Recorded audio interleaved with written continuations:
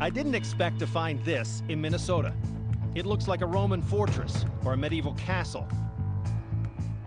Technically, it's just a ruined flour mill, but it's really a monument to a pair of Midwestern cities that built empires out of water, grain, and ambition. Minneapolis and St. Paul. On the surface, the Twin Cities seem almost identical. Small but vibrant communities? Check. Beautiful natural setting? Check. But I came here to see what sets these siblings apart. St. Paul may be the state's capital, but Minneapolis was once a world leader. It produced more flour than any place on Earth, and giant wrecks like this are the best place to see what made this city number one. In 1880, when this place was open, no mill of this size, scope, or advanced technology had yet been built anywhere on the planet. But what's even more amazing is that 1 year after this place was built, another, bigger, more advanced mill was opened right across the river. The mill that dwarfed them all was the Pillsbury Complex. Located on the east bank of the Mississippi, in the heart of Minneapolis, it was the pinnacle of an industry that built this town. Mill expert Kit Richardson is getting me special access to its cavernous remains and expansive underworld. Wow, look at that, Pillsbury right there. After over 100 years of operation, it closed in 2003, and its future is uncertain. It's the largest flour mill in the world in the late 1880s. Over 10,000 years after mankind first ground wheat into flour, Charles Pillsbury opened this state-of-the-art mill, the most advanced in the world. It was powered by the St. Anthony Falls, the only natural waterfalls on the entire Mississippi, and the huge tunnels snaking underneath. So these are the milling machines. These are the roller mills. These are the oldest in the building, from the 1920s to 30s. There were at least 100 of these machines on the floor, grinding wheat between two steel rollers, cutting-edge European technology in 1881. The miller would open this door, look in, perhaps reach in and feel the flour, and it's done by touch. This was one of the only small-scale human touches in Pillsbury's massive automated operation. So how's this whole system work exactly? The roller mill is powered from the river water. There's a belt that's connected to the drive shaft driving the mechanism here. And there are men on every floor whose job was to do nothing but repair belts and ropes and pulleys when they broke. Yeah. Some of these ropes are 1/4 of a mile long. Incredibly dangerous work, isn't it? Right. A lot of moving parts. So there were a lot of missing arms and legs here in Minneapolis. So Minneapolis becomes the center of the artificial limb industry. Unrestrained by modern safety measures, this mill upped the volume and improved quality. To get the right consistency, the flour was ground and passed through a massive sifter box. Look in here. So I'm standing inside the sifter box here. I'm getting one of hundreds that would be on the floor of flour, coarse flours coming in the top, and then each one of these shelves is a screen. So the whole container is vibrating away, and the flour is going through the screen and becoming finer at the bottom. Now, the amazing thing that they had to take into consideration was that all these sifters had to move at a different time.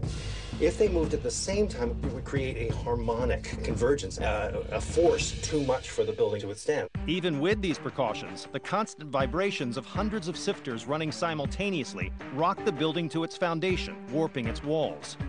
This wall, the front wall of the building, is 32 inches out of vertical plumb. So this thing's falling down. So it is a S curve in this plane, and a concave curve in this plane. 32 years after the complex opened, buttresses were installed to reinforce the building badly weakened by constant vibration. But there was another, even greater danger in the mill. Flour dust is incredibly explosive. If you take a little flour in your hand and just blow it into a flame, it will blow up. Great. So there's always this fear, this danger of explosion.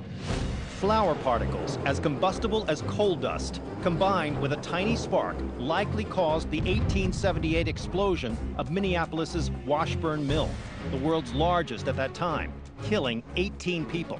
Despite the damage sustained by the building and to his employees, Pillsbury's vision of creating the world's largest flour mill was a staggering success.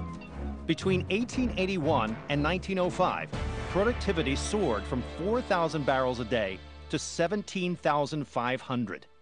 So this is how you check what's inside one of these silos. Right, right. So you get up on That's nice. the barbershop step. Oh. Wow. Talk about a fear of heights here, huh? That's what, 70 feet of silo. This holds about 60,000 pounds of flour. This immense output would not have been possible without capturing the power of the falls. Deep beneath the mill itself is the head race, a tunnel which brought water to the turbines. Even though the mill is shut down, the tunnels are still flowing with water. Look how vast this bottom, my God, it sort of takes your breath away, doesn't it? How huge this space is. Right.